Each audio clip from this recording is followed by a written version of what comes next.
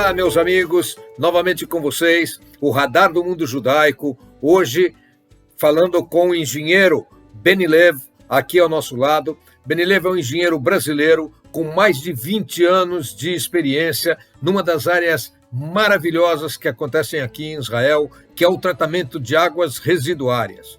Dentro de uma residência, você tem água da privada, água da pia, do chuveiro, da máquina de lavar, do tanque, etc. E em Israel, 100% destas águas são recolhidas, tratadas e usadas na agricultura.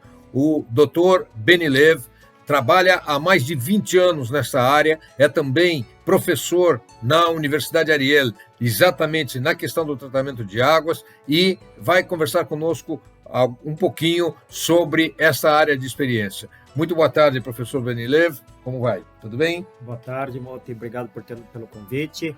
Fico feliz de poder dar uma pequena leva do que é feito aqui em Israel sobre tratamento de águas e águas residuárias. Muito bem. Em primeiro lugar, vamos dizer para o nosso ouvinte o que são águas residuárias e quanto por cento das águas residuárias em Israel são tratadas, por favor. Ok, águas residuárias são todas as águas que chegam às residências e depois saem das residências, como você falou, da privada, do chuveiro, da pia da cozinha, da pia do banheiro. Em Israel, em vários países desenvolvidos do mundo, 90% são coletadas e tratadas. Ninguém consegue chegar a 100%, porque sempre tem aquela fazenda mais distante, aquela região mais separada, que é de difícil acesso e que não conseguem coletar. E desses 90%, cerca de 90% dos 90% voltam para a agricultura para ser utilizado na irrigação. Muito bem, é sabido no mundo inteiro que há uma perda de água significativa no caminho do tratamento da água até o consumidor final. Existem diferenças entre os diferentes países e como Israel se localiza nessa área e o Brasil, por favor. Sim. É importante falar que nós mudamos de assunto de águas residuárias para água de consumo humano e que também é um tópico importante aqui em Israel, porque Israel não tem água para consumo humano, nós não temos água, então a água é um valor, é um produto que tem alto valor, então a gente não pode perder por vazamento ou por nenhuma outra razão. A média mundial de perda de água por vazamento é em torno de 15% a 16%. Em Israel, pelas tecnologias utilizadas, essa perda é cerca de 4% ou 5%. A menor do mundo? É a menor do mundo. A média brasileira é em torno de 25%. E na cidade de São Paulo se perde cerca de 50% da água dentro da cidade por vazamento.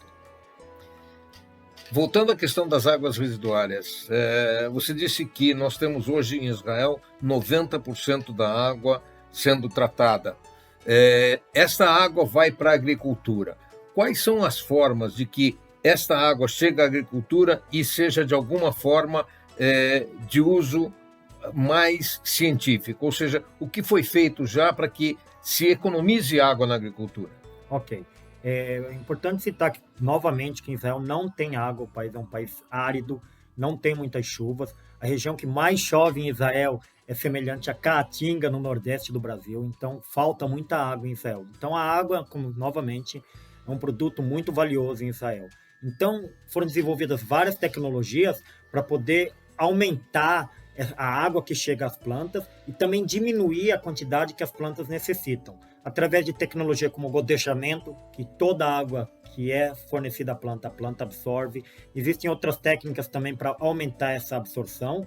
E também desenvolvimento de novas plantas que necessitam de menos água para crescer e para dar frutos. Aliás, nas nossas conversas preliminares, eu ouvi uma coisa maravilhosa, que tomate, cebola, pepino, pimentão, etc., já não são plantados na terra, ou seja, não ocupam vastas áreas no chão. Poderia explicar isso para o nosso ouvinte? Não é exatamente que eles não são plantados, as raízes ainda se localizam na terra, mas a gente pensa num arbusto, como você falou, que ele vai se espalhando pelo solo.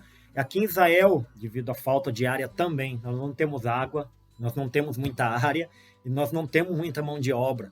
Então, as estufas, elas são de tamanho reduzido, áreas bem reduzidas, então eles constroem paredes de arame, em que esses arbustos, em vez de se espalharem pelo chão, eles vão crescendo por essa parede. E sempre, de tempos em tempos, o agricultor tem que ir e amarrar a planta para que ela continue crescendo para cima e não para a direção horizontal. Isso, logicamente, influi também no consumo de água, porque as raízes provavelmente vão utilizar menos água, uma vez que a distribuição é linear, né? Quem absorve a água é a raiz, então o consumo de água não tem tanto problema. A grande vantagem é que a água residuária em Israel ela só pode ser utilizada em vegetais em que a água não entra em contato com o fruto. Se o fruto cresce na vertical, a água é fornecida na raiz, ele não vai entrar em contato com o fruto, então a gente pode utilizar essa água para irrigação de pepino, de pimentão e de tomate. Interessantíssimo. E um pouquinho de como é feita essa tecnologia de receber a água do esgoto residencial e transformar em água para uso agrícola, por favor. Okay. Em Israel, todas as extrações são de lodos ativados, sistema intensivo. Elas são conhecidas no mundo inteiro. Ela é dividida em 3 etapas. A primeira parte é uma parte física, em que tem sedimentação do material mais pesado. A segunda parte se utilizam bactérias que digerem todo o material orgânico e não orgânico que tem na água residuária. E a terceira etapa é uma filtragem e colocar cloro na água para a gente poder utilizar essa água na agricultura. É importante frisar que essa água, depois de tratada, a água residuária, só pode ser utilizada na agricultura ou na indústria. Ela não é utilizada para consumo humano. E essa água que é utilizada na agricultura, ela é distribuída em sistemas diferentes de distribuição de água, ou seja, o agricultor, o habitante das pequenas aldeias agrícolas, etc., ele conhece facilmente qual é o sistema de distribuição de água residuária e qual é o sistema de água utilizável para as necessidades residenciais. Como que é isso? Exato. Primeiro que os canos têm diferentes cores, eu não me lembro exatamente as cores que tem no cano de água residuária tratada e água potável, mas eles têm diferentes cores e, além disso, ele tem que ter de tantos em tantos metros uma placa escrito água não para consumo humano, água residuária tratada. Muito bem. Uma última pergunta diz respeito à questão dos lençóis freáticos. É sabido que na região do deserto, Israel, 60% da área do país é desértica, os lençóis freáticos são altamente salobras. E eu já conhecia a utilização dessa água salobra para a criação no deserto, ao invés do mar, de alguns peixes e também camarões, lagosta, etc., que são exportados por Israel. Mas hoje, na nossa conversa, eu fiquei sabendo que se utiliza a água salobra também para irrigação. E eu achei muito interessante, se puder contar para o nosso ouvinte. Na região do deserto do Negev, no sul do país, do deserto de Judá, tem muita água salobra no lençol freático, só que toda a água residuária tratada da região de Tel Aviv e das cidades do entorno de Tel Aviv, elas são tratadas e são remanejadas para o deserto do Negev. Nesse deserto do Negev, então, como você disse, a água salobra pode ser utilizada para a criação de peixes, crustáceos, mas, por outro lado, existem tecnologias para que essa água seja utilizada também para a agricultura de pimentão ou outros vegetais. Eles fazem desde de um processo mais simples, que é misturar a água residuária, que vem da região de Tel Aviv, com essa água salobra. Não é uma mistura simples, ela é feita por computador, que analisa sempre a salinidade das duas águas e qual é a porcentagem que elas têm que ser misturadas, 60%, 40%, 50%, 50%. Existem também tecnologias membranais. Quando a gente fala em tecnologia membranal, todo mundo pensa na osmose reversa, que é a tecnologia utilizada para dessalinização da água do mar. Só que quando você pensa na água salobra, ela não é tão salgada como a água do mar. Então a gente pode utilizar outras tecnologias membranais mais simples, mais baratas, que a membrana é mais barata, que a quantidade de energia utilizada é menor, e ela não reduz tanto a salinidade. A gente não quer retirar toda a salinidade, a gente quer simplesmente reduzir a salinidade. Então essas membranas seriam mais aconselháveis nesse caso. Muito bom.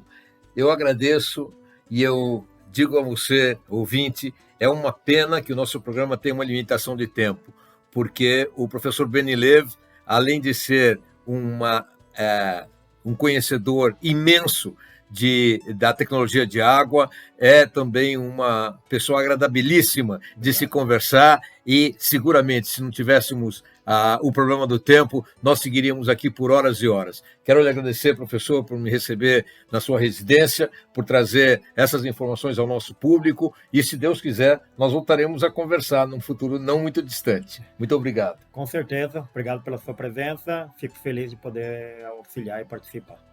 E você, amigo, não se esqueça, na próxima segunda-feira, agora o nosso programa de notícias mudou de terça para segunda-feira e na próxima segunda-feira estaremos novamente juntos. Até lá, se Deus quiser. Até logo.